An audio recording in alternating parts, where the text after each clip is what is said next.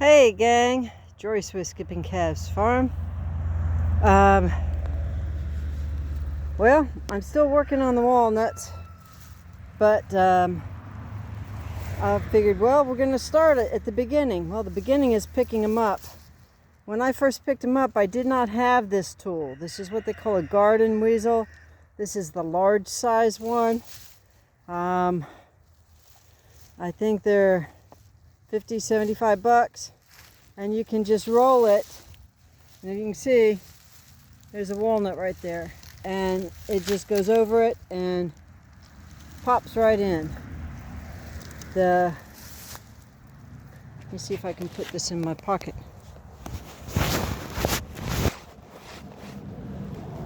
And then when you empty it, it takes two hands to do it, you push this, it opens the wire, and you just shake them out like that. I don't think you could see that, but anyway, I do apologize. So I had gathered all my walnuts up, I guess about 10 days, 2 weeks ago, and you saw that Vermont cart was just plumb full.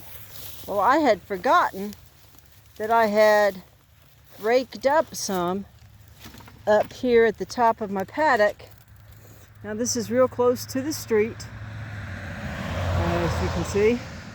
And I've got two walnut trees right here, the one on the left and the one on the right.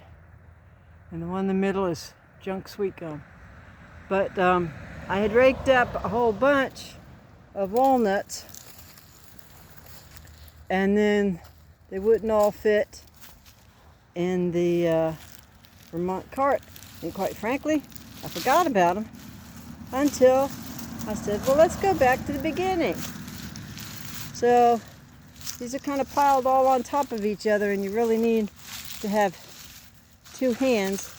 But essentially, you just press down on it, and like a tennis ball picker-upper or golf ball picker-upper, in fact, this can be used for that.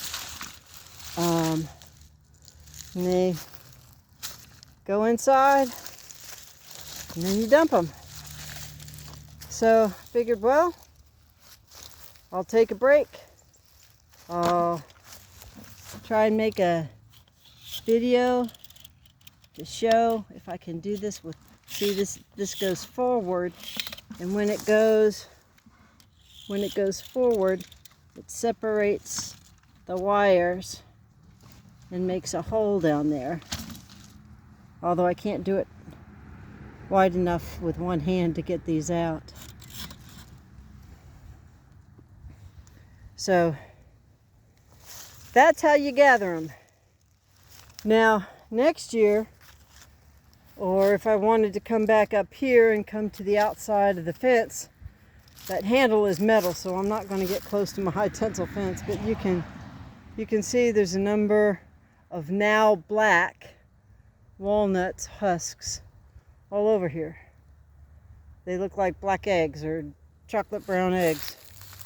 And there's probably, on the other side of this fence, there's probably 5 or 10 gallons worth of walnuts. So depending upon how the processing goes and what happens with the weather will dictate, I guess, whether I get back up here and get them. So what I'm going to do right now, gang, is I'm going to pick up these. I'm going to fill up that bucket and